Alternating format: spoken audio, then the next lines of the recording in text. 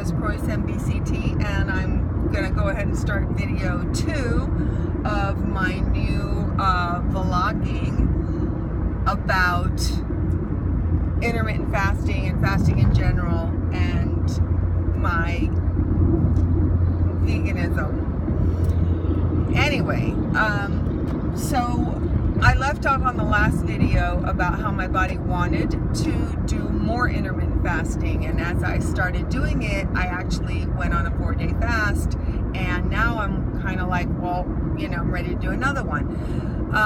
This is the interesting thing, because if you look historically, you know, we're talking, you know, like 1,000 years ago, before baking, because baking really changed everything, but you know, we didn't really eat every day, and even the Romans only ate once a day, and you know, people don't really need to eat every day. Our fat stores will carry us for a long period of time. So once you get into where it's called ketosis, but where your body is using fat as an energy source instead of sugar and glucose and glycogen and all of that, you actually are using fat as a fuel source, and you're burning a lot of fat.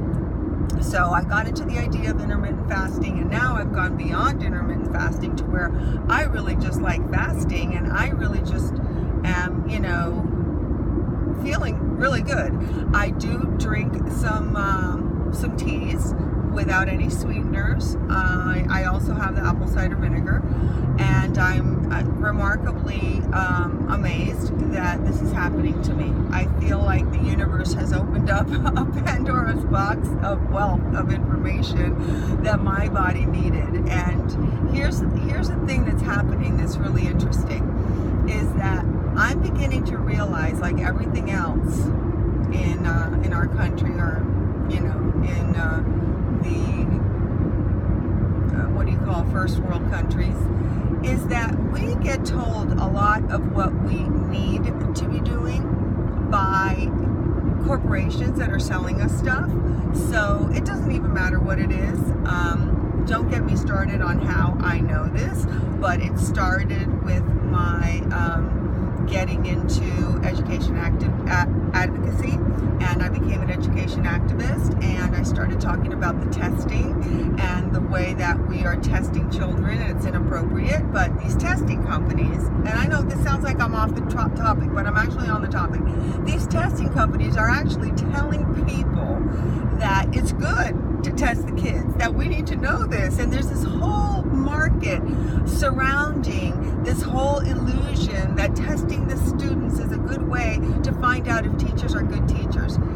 That I've been blogging about for years, but the knowledge that parents are being lied to and children are being harmed, and that the government knows, and that greed corporations are actually playing the puppet masters, is what led me to understanding this: that the foods that we are being fed and the whole concept of eating 3 times a day is just kind of like another greed corporation, or multiple greed corporations wanting us to eat a lot, or the restaurant industry wanting us to eat a lot. I have to do some research as to how this 3 meals a day thing started. I know in our country it became a little more regimented on the 3 meals a day and what we eat at each meal after World War II, or was it World War I? Can't remember. Anyway, but historically I need to do some research on how this all happened. But this is the fascination, and this is why I had to vlog today. It occurred to me today, after my intermittent fasting experience, my 4-day fast, and then my brain fog last night after 2 days of eating regularly, and then my body naturally saying, Terry, you need to go on another fast. and how good I feel that we've been lied to. We've been lied to a lot. We have been lied to a lot about the fact that we need to be eating 3 meals a day by the clock. Actually, our bodies feel hunger pangs based on the regularity of food that we eat, the timing. So our body will actually provide us with hunger pangs when we regularly eat. So if we don't regularly eat, our body does not provide those lunchtime hunger pangs, dinner time hunger pangs. And that's fascinating. I'm finding out so much stuff so quickly, and the fact that I'm a physical education teacher and that I've done a lot of work in exercise physiology and, in general, this is like a topic that fascinates me, caring so much about my body. I actually became a PE teacher to get over an eating disorder, and ever since I began the fasting, my eating disorder seems to have disappeared. Even the thoughts of my eating disorder have disappeared, which is a really great plus that I was not expecting to have. So anyway, back to where I am. I'm feeling really, really good with the fasting today after the brain fog last night, and I'm looking at people all over walking around thinking that they're supposed to be eating this and they're supposed to be eating that. Meanwhile, everywhere I look, it doesn't matter what room I go into. I could go to, don't get me started on Disney World, because Disney World's really bad, but any room I go into, there are fat people, like lots of fat people. It's not just like one or two, it's like a lot of fat people. And all these fat people are trying to, eat right, lose weight, whatever it may be, but we're all making the same mistakes apparently. So we've been lied to, just like the testing companies lied to the parents about the tests. We've been lied to about how we're supposed to eat and what we need to eat. We've also been lied to by the food industry and the safety of the foods that we're putting into our bodies, but that's a whole different topic. I'm not going to get into that right now. But the fascinating thing is that, guess what? I don't need to eat 3 meals a day. And I used to need to eat 3 meals a day. And I actually used to get the shakes because I am quote unquote hypoglycemic. But my hypoglycemia was induced by things that I was putting in my body and, doing to my body that were making a good environment for hypoglycemia. So ever since I've been fasting, I am not hypoglycemic.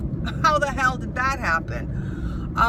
So I'm not hypoglycemic. I'm not feeling the hunger pangs. I'm not feeling the compulsivity desires of eating, which have been my turmoil my entire life. So basically what I have is peace. Peace. I have found peace through fasting. This I did not expect. And now that I found it, my body seems to generally want to gravitate to it more.